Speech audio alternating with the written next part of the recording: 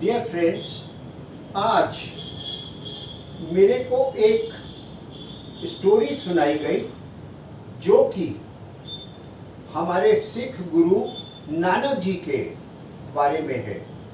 इस कहानी में ये बताया गया कि गुरु के पास जब लोग आते थे कि गुरु हमें भगवान से मिला दो या हमें रास्ता बता दो कि हम भगवान से कैसे मिले, तो उन्होंने एक कहानी सुनाई। उन्होंने कहा एक बहुत ही सीधा सा सादा सा भोला पुरुष था। सभी लोग जानते थे कि वो बहुत ही भोला इंसान है। उसने कई लोगों से कहा कि मुझे राजा से मिलना है। सबने कहा राजा से नहीं मिल सकते आप, लेकिन उसकी बड़ी इच्छा थी और वो राजमहल पहुंच गया। वहां जाके भी उसने जो वहां के दरबान थे उनसे कहा कि मेरे को राजा से मिलवा दो। पहले तो दरबानों ने मना किया, लेकिन जब उसने जिद की तो दरबान अंदर गए और उन्होंने राजा को बताया कि आपसे एक बहुत ही आम नागरिक मिलना चाहता है। राजा ने कहा भेजो, मैं देखता हूँ कौन है जो इतनी जिद कर रहा है मेरे से मिलने की। तो वो जब भोला इंसान अंदर गया तो वो टकटकी बांध के राजा को देखता रहा बिना पलक झपकाए। तो राजा को थोड़ा ताज्जुब हुआ, आश्चर्य हुआ। उन्होंने पूछा तुम इतना मेरे को बिना पलक झपकाए टकटकी बांधे क्यों देख रहे हो? तो भोले इंसान ने कहा हे राजा, मेरे को तुमसे बहुत प्यार हो गया है और जिससे बहुत प्यार होता है उससे नजरें नहीं हटती हैं।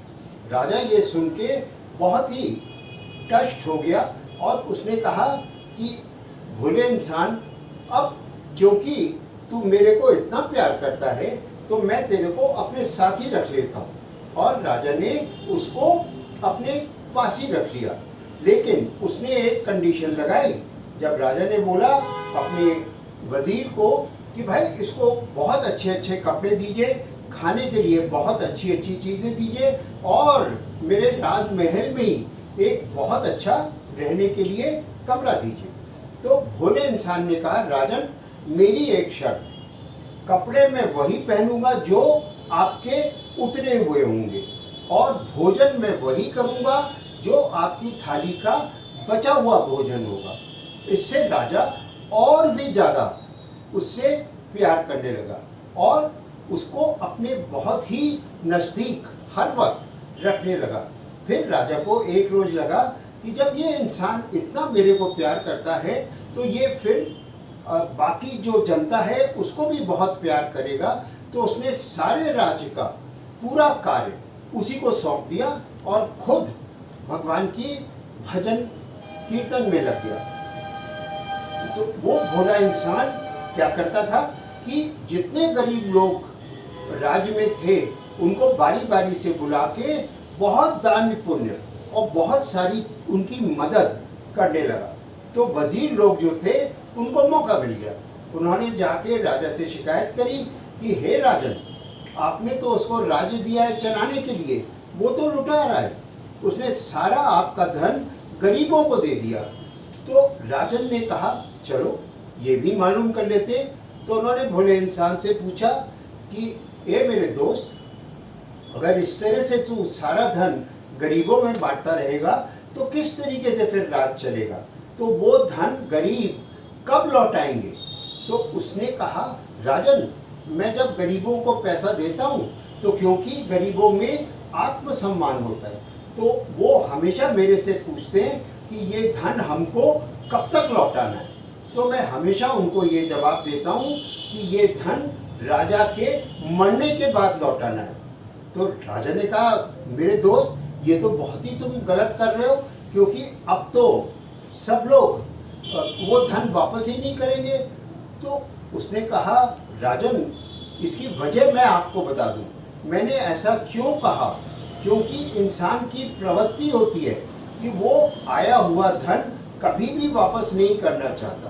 तो जितने भी लोग यहाँ से धन ले गए हैं वो सब भगवान से हर दिन सुबह यही चाहेंगे, हे प्रभु, राजा की आयु इतनी लंबी कर दे कि वो कभी भी ना मरे। जिससे उनको ये धन कभी भी वापस ना करना पड़े।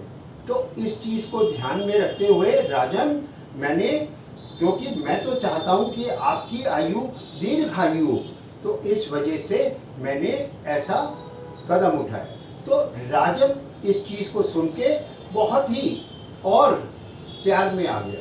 तो वो अपने आसन से उतरा और उसके कदम छूने लगा। तो जैसे ही राजन आगे बढ़ा और उसने कदम छूने की कोशिश करी, तो उस भोले आदमी ने कहा, राजन आप मेरे कदम ना छुएं, और उसने कदम अपने पीछे कर लिए। तो राजन ने कहा, भाई ये क्या बात हुई, तुम मेरे को अपने कदम क्यों नहीं छूने दे रहे? उसने कहा, राजन जिसको आप बहुत प्यार करते हैं और आप उसी के हो जाते हैं, तो फिर उसमें आपका कोई भी चीज अपनी नहीं रह जाती। तो ये कदम भी तो मेरे आप ही के हैं, तो इसको छूने की क्या जरूरत है, क्योंकि ये तो आपके ही हैं। इस कहानी से क्या शिक्षा निकली कि गुरु ने बताया कि अगर तुम प्रभु को पूरी तरीके से प्यार करने लगो और अपने को समर्पण कर दो, और कोई भी चीज ये ना सोचो ये मेरी है, और हर चीज जो तुम्हारे पास है शरीर को मिला के वो सब प्रभु का है, तो मेरे को बताने की जरूरत नहीं है।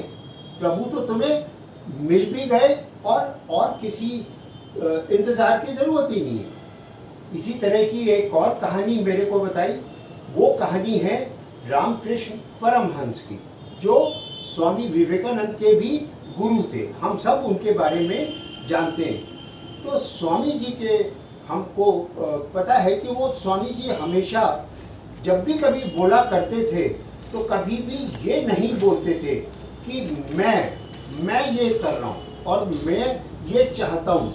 हमेशा वो बोला करते थे राम का नाम। तो जैसे उनको पानी चाहिए होता था तो वो कहते थे राम को पानी दे दो, या उनको अगर गर्मी लग रही होती थी तो वो कहते थे राम को गर्मी लग रही है। इस तरह से वो हर चीज राम को कह के बोला करते थे। तो ये कई लोगों ने उनसे पूछा कि भाई ये आप क्यों करते? उन्होंने कहा क्योंकि मैं तो हूँ ही नहीं, राम ही है। तो जब लोग इस बात को सुना तो कई लोगों को बहुत गुस्सा है, तो उन्होंने रामकृष्ण को बहुत मारना शुरू किया। तो जैसे जैसे वो मारते जा रहे थे तो रामकृष्ण जी बहुत जोर जोर से हंसते जा रहे थे। तो लोगों ने कहा अजीब पागल आदमी हो, हम तुम्हें मार रहे हैं और तुम हंस रहे हो। तो उसने कहा मेरे को कहाँ मार रहे हो, मैं तो इसलिए हंस रहा हूँ कि राम पिट रहा है और उसके पिटने की वजह से मैं हंस रहा हूँ। फिर एक दूसरा भी उन्होंने एक बात उनके बारे में पता लगी कि उनको गले का कैंसर हो गया था, जिसकी वजह से उनका खाना बिल्कुल ही बंद हो गया। तो जो उनके शिष्य थे वो बहुत ही दुखी हुए। उन्होंने कहा प्रभु आप किसी भी तरीके से, आप तो भगवान से बहुत नज़दीक हैं, उससे कहिए कि वो आपको कम से कम इतनी तो शक्ति दे दे कि आप बहुत ज़्यादा नहीं तो थोड़ा बहुत तो खा पी सकें। तो जब उनके भक्तों ने बहुत ही जिद करी तो उन्होंने कहा ठीक है मैं प्रभु से बात कर दूंगा। तो अगले दिन फिर जब वो भक्त आए उन्होंने कहा जी आपकी बात हो गई? उन्होंने कहा हाँ हो गई। और भगवान ने कहा ठीक है मैं तुम्हें इसका उपाय बता देता हूँ। तो सारे भक्त बहुत खुश हो गए कि अब तो हम अच्छी अच्छी चीज़ें बना के रामकृष्ण जी के लिए लाएंगे। लेकिन जब उन्होंने उनकी बताई बात को सुना तब उनको समझ में आया कि गहराई प्रभु की तरफ लगाव की कितनी गहरी होती है।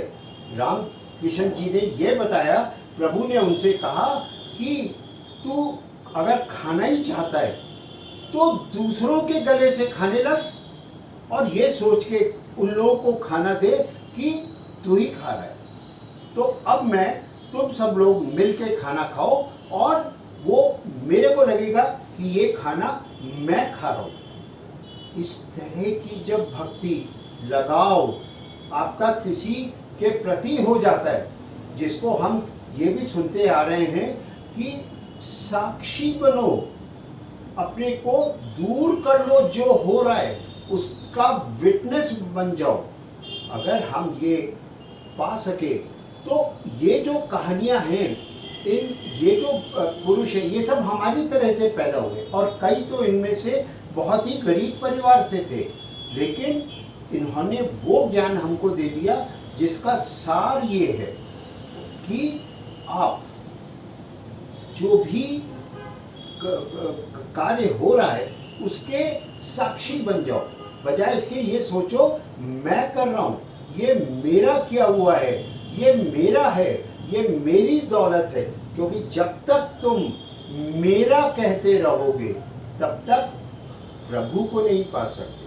तो जो भी आप में से प्रभु को पाना चाहते हैं तो उसका एक और सिर्फ एक ही तरीका है कि प्रभु को ही सब कुछ दे दो, अपने को दे दो, और यही सोच के चलो कि वही है।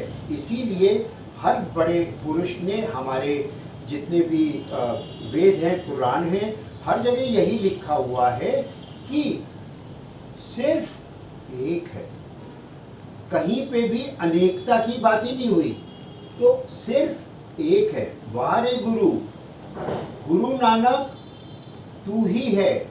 हर प्रभु और हमारे बीच में दो नहीं है, मैं और प्रभु नहीं है, सर सब एक है।